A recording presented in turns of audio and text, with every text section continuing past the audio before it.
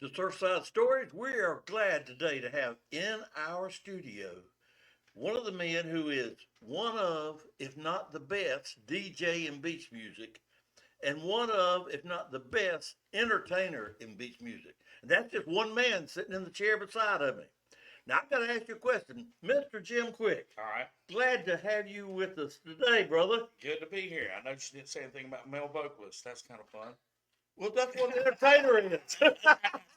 Okay, I got the gist on that. Good point. Okay. No, I'm just playing. Oh, yeah. I Yeah, got. I've been nominated for that so many times and won none. I've won entertainer, I don't know, like 18 times or something crazy like that. But anyway. Well, that's the reason I went with entertainer. I said that's a gimme. Everybody in the world knows CBMA Entertainer of the Year is Mr. Jim Quick. Well, I got to be on. What's the name of this podcast? It's called Surfside Stories. That is great. Thank It's you, like sir. fireside chat, but surfside stories. Man, and in all honesty, I got to say this to you because you've been my friend forever, and I want to say that I'm honored to be your first guest. That is one cool place to be. Well, I got to tell you, when I put this together, there was only one person. It was even a possibility, and that was Jim Quick. Wow. Like you say, your brother been like a brother to me so long, friend so long. What I want to know, what the people want to know, is which came first, DJ or entertainer? DJ. It kind of stepping side by side a little bit. I was playing in garage bands in high school, and I ended up going in radio. And the story behind that's crazy. I guess I want to say I was right at 16. I just got my driver's license, and a buddy of mine who really had a radio voice, and he was a little bit older than me. We were both still in high school, but he had one of those like. Yeah, he talked like that. Yeah, how residents, Deep voice. How you doing? Big, like the old. God, what was that guy? He was a legend. Bill somebody, but it was in the Carolinas. He had one of those like watching a funeral, something very feel the plan for. I remember that commercial. But anyway, his name was Yancey Collins, and he was working. Where was this at? At WLNC, Laurinburg? We're Laurinburg, Okay. North Carolina. And it was a 500-watt AM daytime station. So it was signed on. They got in the lights where they could sign on every morning at 5 or 6. I can't remember the time, but they had to sign off when the sun went down.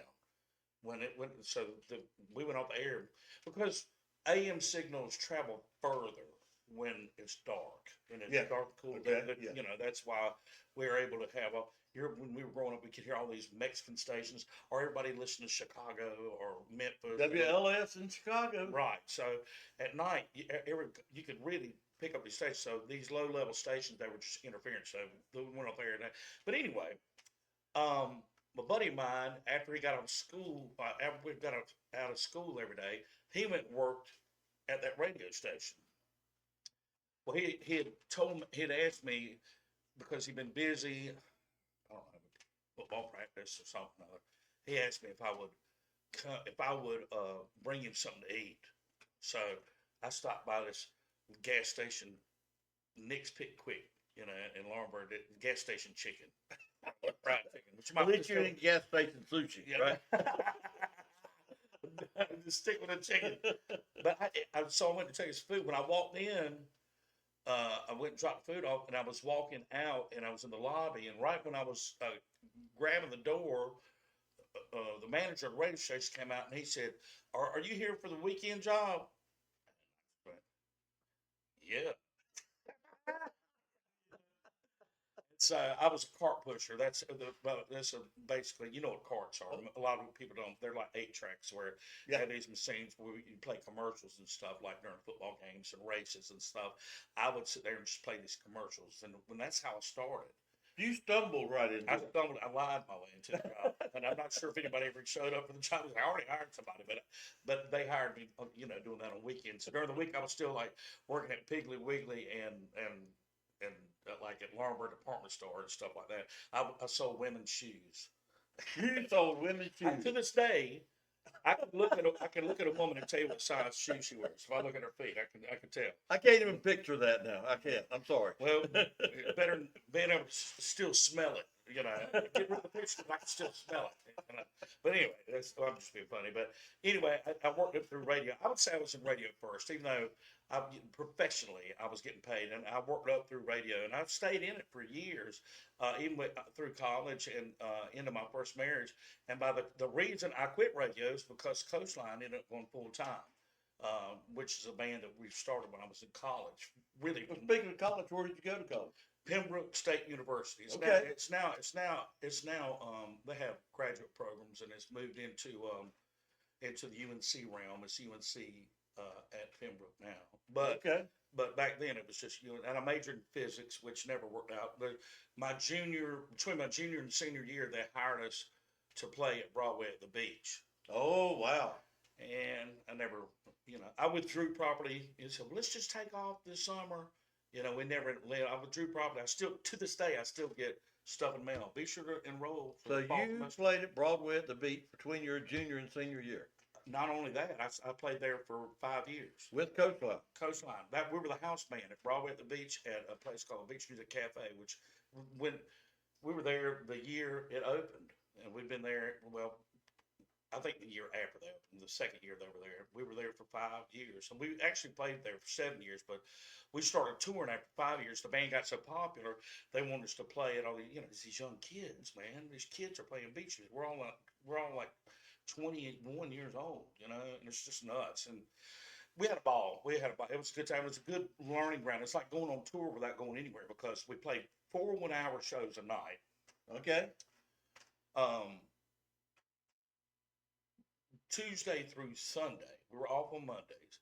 And so we played 4 1-hour shows a night. We were there till like 1:30 in the morning every night. And every hour we get done, everybody would leave, go somewhere else, and then a whole new group of people come in. And it was crazy. We got bored of living at the beach all the time and going to the beach. And so we'd go back up there to the club during the day and just learn and practice songs. We learned so many songs that we used to do a thing called Stump the Band on the last hour. It got so popular, everybody started coming in the last hour, trying to keep people sticking around. So the biggest crowd ended up being like 12:30 after midnight till 1:30 in the morning, where people would stump the band. They'd write down a song and artist and put it in a bucket, and we'd draw them out. And if we couldn't play at least one verse, one chorus, we'd give them a T-shirt. Oh, wow. We gave very few T-shirts away. It was nuts, but it was a good breeding ground. Well, now, if you were between your junior and senior year already doing this, when and how did Coastline actually get started then? In 1992, because I started Pembroke. I graduated high school in '88 and went to culinary school, and then started Pembroke at '91, maybe something like that. Anyway, no, I'm sorry, '89. I can't remember. But around 1992, we started playing. How old were you then? I was 21 Okay. at the time. I hadn't turned 22 yet. Okay. And our first gig, we just practiced all the time. Okay. Gotcha. And learning songs and everything. And I really didn't think much about it. I didn't want to join the band. But it was all my buddies in high school. They said, we're going to do a beach band. We were always rock and roll before, trying to get it cool. Yeah. But I always loved beach music. By that time, I worked myself to have my own beach music radio show, too. It's called Quick in the Sand. Oh, wow. And just at the same station then, Same station. And where you kind of weaseled your way in. yeah. And even though, well, it might not have been the same. Yeah, it was at that time, yeah. Okay. I did venture You had out to change. Okay. before the band went full time. I worked at the Lumberton market, the Fayetteville market, and the Raleigh market, and the Burlington market in radio. I kind of blew up, but I was mostly doing sales at that time. I wasn't doing a lot of air work. But anyway, we practiced all the time, and my dad was like, I'm tired of y'all practicing. I'm going to play for somebody. We were like, oh my gosh, we're going to play a gig?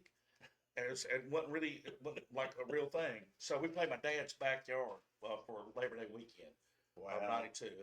And then, I mean, it was almost instant at that point because my dad, unknowing to me, had invited all these club owners to the house. And they had this big party and stuff. And they had a huge barbecue and all this stuff. And next thing you know, we're playing all these clubs. And General Johnson, oh, man, it's crazy how that story works. Yeah, I want to hear this.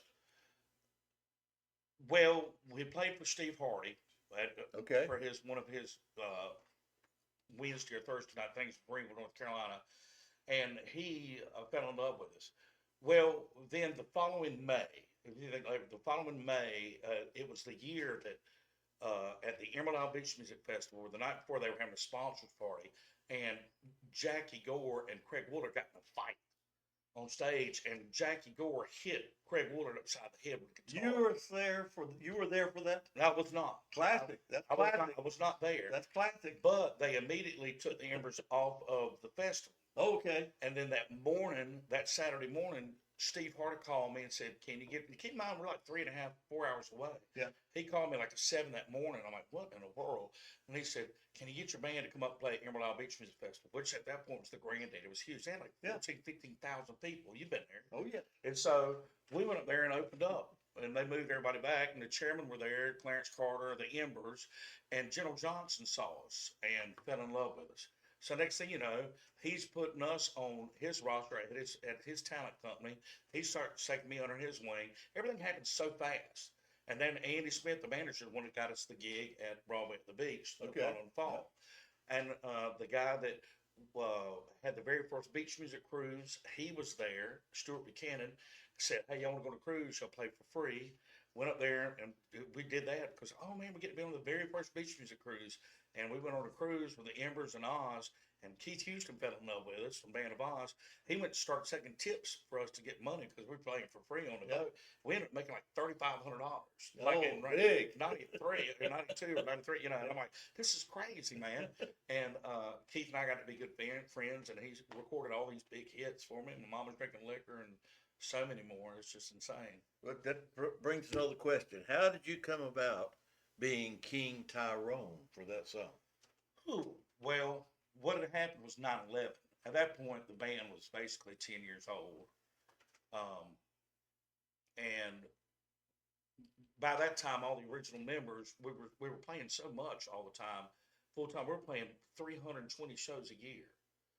And by that time, they had all kind of quit, and I'd hired a whole new band. And General Johnson switched the name to Jim Quick and Coastline. And that's when Casey came on. That's why I say Casey's been with me the whole time, because at that point it wasn't our band, it was my band, and it was Jim Quick and Coastline. And then 9/11 hit, and a lot of people don't remember this, but whenever big things like that happen, COVID or whatever, in this country, the first thing that goes is entertainment. And so the first thing to go and the last thing to come back. And so that was my income. And so we decided that we were just going to put a little local band together because all my gigs were canceled, nothing was coming in, and we were living in Wilmington at the time.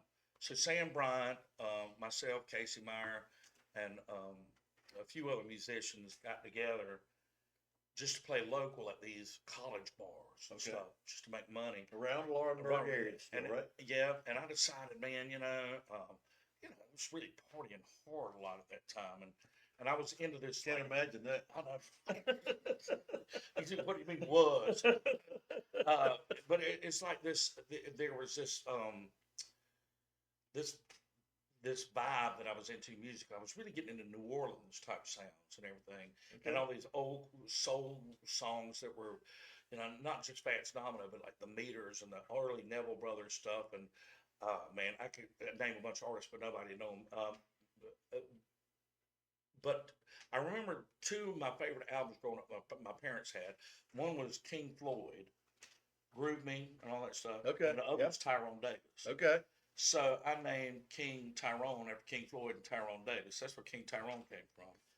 And I loved Everett McClinton at the time. I was into it. And Everett refers to a Rambler, the car. Yeah. Several songs like a laid back Rambler. You know how they basically turn into a mattress. Yeah. I remember. But that's a different story.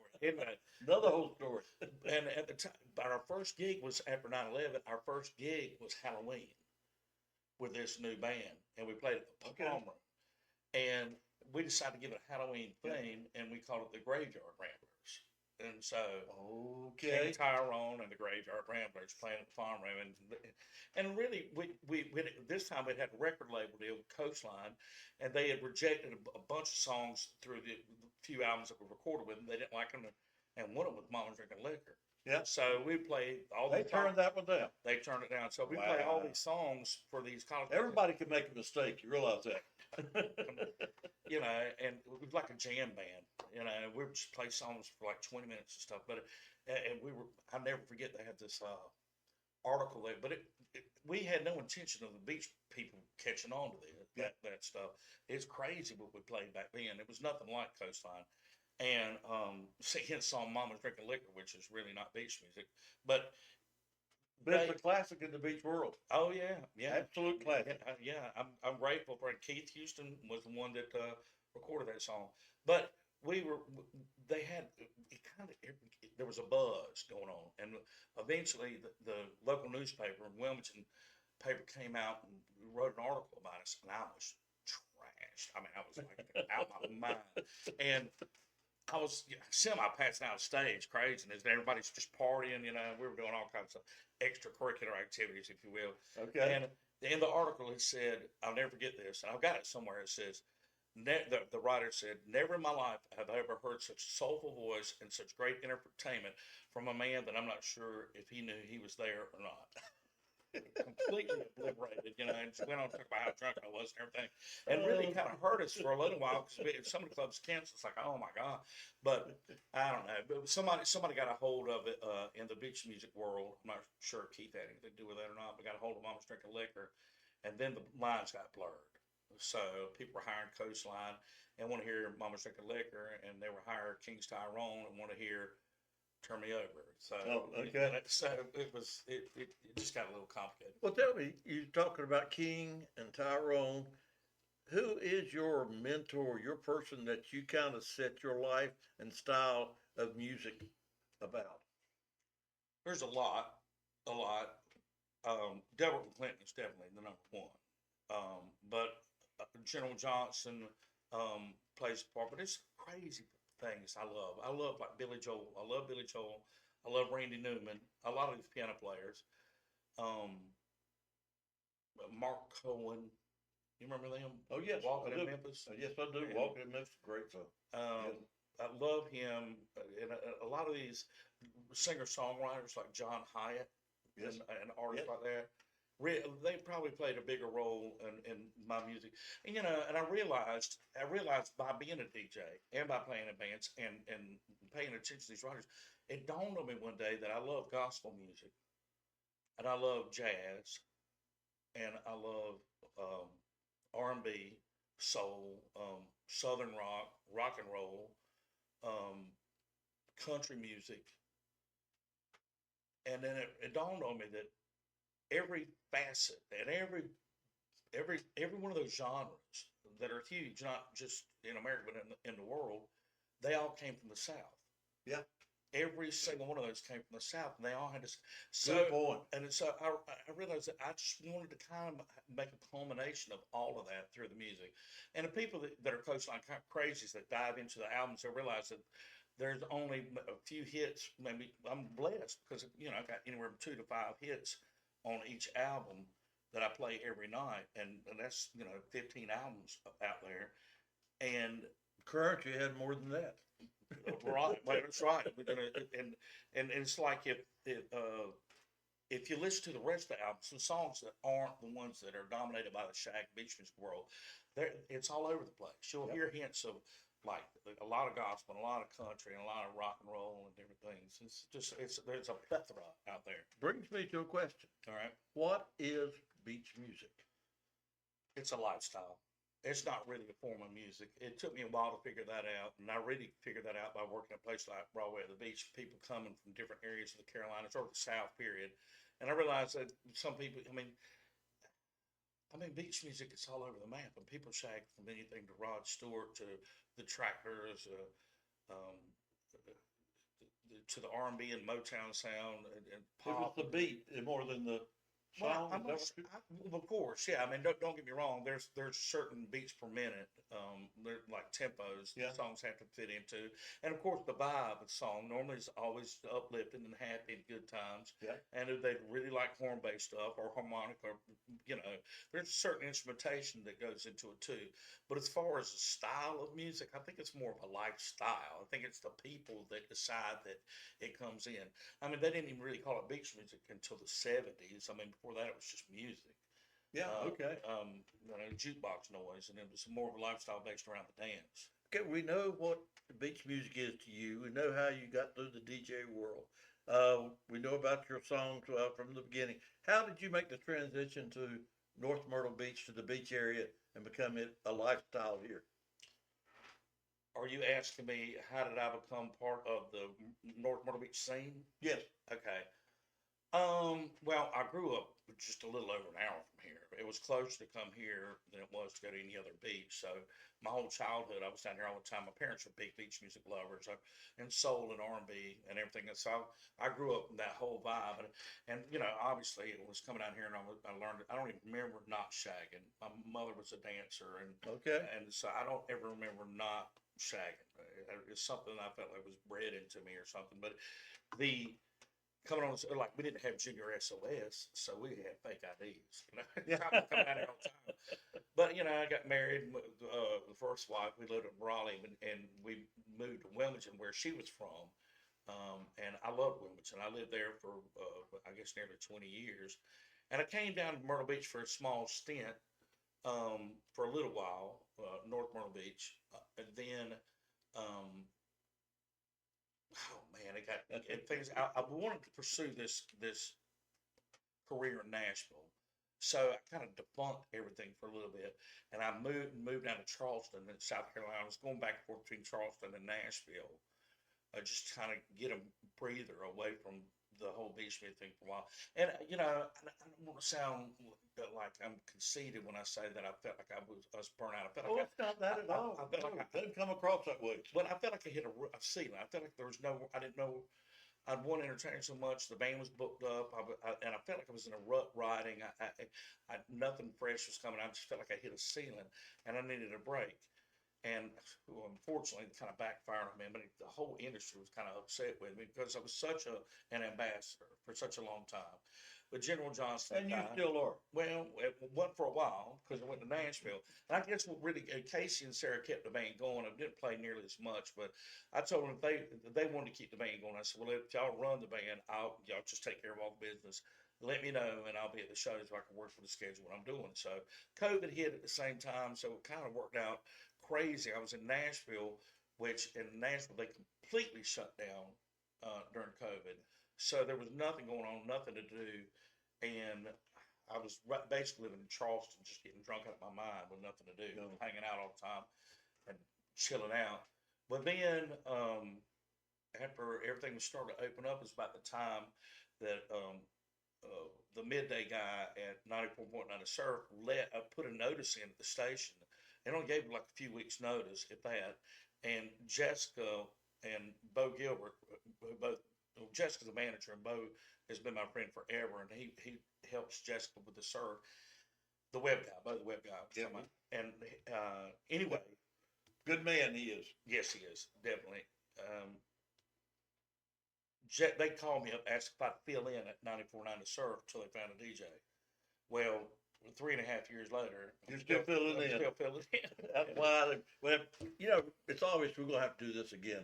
We can't get everything we need to in one issue here. But I tell you what, one thing I would like to know, if you can tell me briefly, what do you see Jim Quick doing in the future? You know what? I can't see. I've fallen in love with beach music again. I fell on the surf and the whole scene, and moving back here from Nashville, I realized that a lot of people will say that Nashville is a music city with a drinking problem, but I truly believe it's a drinking city with a music problem.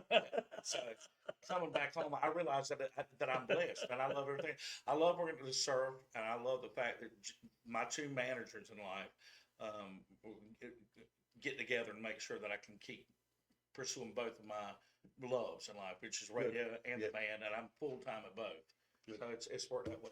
Well, I can tell you, folks, we have had a ball today with Mr. Jim Quick. I want you to remember he will be coming back. The future male vocalist of the year is with us and will be with us again. Remember that, Mr. Jim. Thanks, everyone, for tuning in to Surfside Stories. We will look for you again. Have another one next week, and Mr. Jim Quick will be back.